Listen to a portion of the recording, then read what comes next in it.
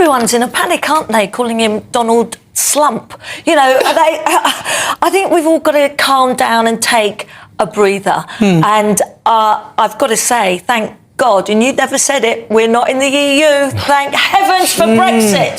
20%. And we're only at 10%. But the one thing, Keir Starmer can walk around like this proud peacock, all he likes, like he's the great statesman. He's not doing us justice. Why hasn't he picked up the phone to Nigel Farage and said, please help us, we can negotiate down to 5%. Nigel is friends with Donald Trump. All this Labour Party have ever done is slate him in the past. We could possibly get an even better deal. Although Nigel wasn't invited to that special party for Donald Trump's, was he? He was invited to the one that most people were invited to, as in the dignitaries, but he didn't get a place in the actual... They're not that close, are they? No, they are close, and I know Nigel, and I've seen the correspondence. They are close. Just because he wasn't there at that party doesn't mean that he couldn't negotiate a better deal. And look, we know he doesn't agree with anything Keir Starmer says. I don't know many of us that do, but he could have actually, said, look, for the great of this country, we need Nigel's help, and I think he would have. But he doesn't need Nigel's help. The 10% rate is, we've got one of the better deals of all the countries. If you see that list, Keir Starmer, it's nothing to do with Keir Starmer that we got that 10%. It possibly who's it to do with then? Well, I think actually Donald Trump has a real fondness for this country because of the royal family, and I think that's got a lot to do with it. The exclamation, thank heavens for Brexit, from Lizzie Cundy is more than just a celebratory remark about the United Kingdom's departure from the European Union. It's a politically charged statement aimed at discrediting recent efforts by Labour leader Sir Keir Starmer, particularly in his outreach to former US President Donald Trump. In the context of the UK achieving lower tariffs compared to many other countries in its trade with the US, Cundy's remark suggests that this benefit is not a result of Starmer's diplomacy, but rather a direct outcome of Brexit itself, a nod to the sovereignty and independence gained through that decision. At its core, Cundy's comment echoes a familiar narrative among pro-Brexit conservatives, that Brexit liberated the UK from the bureaucratic constraints of Brussels, enabling the country to craft its own trade deals, immigration policies, and tariff structures. Under EU membership, the UK had to adhere to a common external trade policy, limiting its ability to negotiate bilateral agreements. By attributing the favorable tariff outcome to Brexit, Cundy reinforces the belief that leaving the EU empowered the UK to prioritize its own economic interests, rather than being bound by collective EU policies. Moreover, her statement acts as a deliberate swipe at Sir Keir Starmer. As the Labour leader seeks to position himself as a credible statesman capable of leading post-Brexit Britain, he has made attempts to strengthen diplomatic ties, including with controversial figures like Donald Trump. While such moves might be seen as pragmatic foreign policy, Cundy dismisses their significance, implying that Starmer is attempting to take credit for achievements that were only made possible by the structural shift Brexit brought about. I think what's remarkable about Livia's case is that they've inferred that she's disapproving of abortion from her known beliefs. So if this isn't a two-tier society, then what is?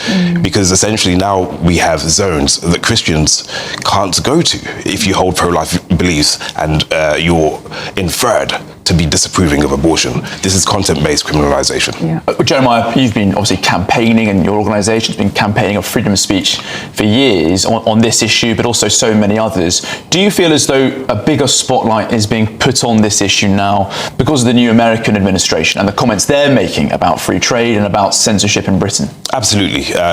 We saw yesterday the State Department commented on Livia's case, noting that they were disappointed in the verdict. But what I find really disappointing is that it's taken the US State Department to comment on the censorship crisis in this country. We had number 10 referring to Livia's case as something that may well portray harassment. So equating peaceful behaviour as harassment is a despicable lack of leadership. Well, that's the thing, because harassment is already a crime, and if you do harass somebody, you can be prosecuted or at least moved on. But the problem with these buffer zone laws, and I was in Parliament when, regrettably, they were brought in because, unfortunately, lots of Conservative MPs voted for this Labour amendment. The absurd thing about this rule is I think it says it's now illegal to do anything that intentionally influences someone's decision to use abortion services. How can it be a crime to try and influence someone in a free society? Absolutely. The foundation of our society is the free and frank exchange of views, particularly when they are expressed so peacefully and are engaging the kind of voluntary engagement of the other person. So this is the definition of democracy. But we now have in the UK a price to freedom of speech, and that's £20,000. I was in Portsmouth yesterday, right? Because we're coming up to 80 years since VE Day, and all the sailors, officers, and people I was speaking to there were saying it's so important to commemorate the Second World War, the war dead, because the sacrifices they made to protect our freedoms, and they kept referring to freedom of speech. Do you think people understand in Britain just the extent to which censorship can be an issue on these sorts of cases? And have we, they say we shouldn't take these freedoms for granted, but have we already done so? I think your question is entirely right. I don't think there's a understanding in this country as to we've lost sight of the basis of our society. And I think this is a leadership problem. As I mentioned already, Keir Starmer is referring to peaceful conduct as harassment, potentially. And even the leader of the opposition, while she condemned buffer zones, noted that Parliament had brought it into force. But the reality is that Parliament at no time voted to criminalise consensual conversations. That was never really brought to the fore.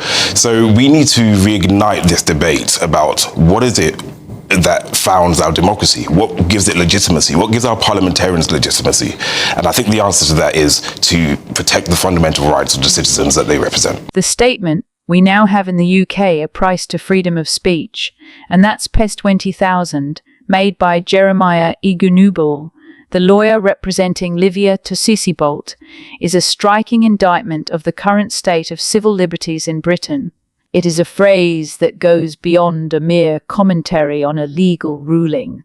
It functions as a profound critique of how the legal system, and by extension the state, is treating expressions of personal belief and political dissent by assigning a monetary figure to what has historically been considered a fundamental democratic right.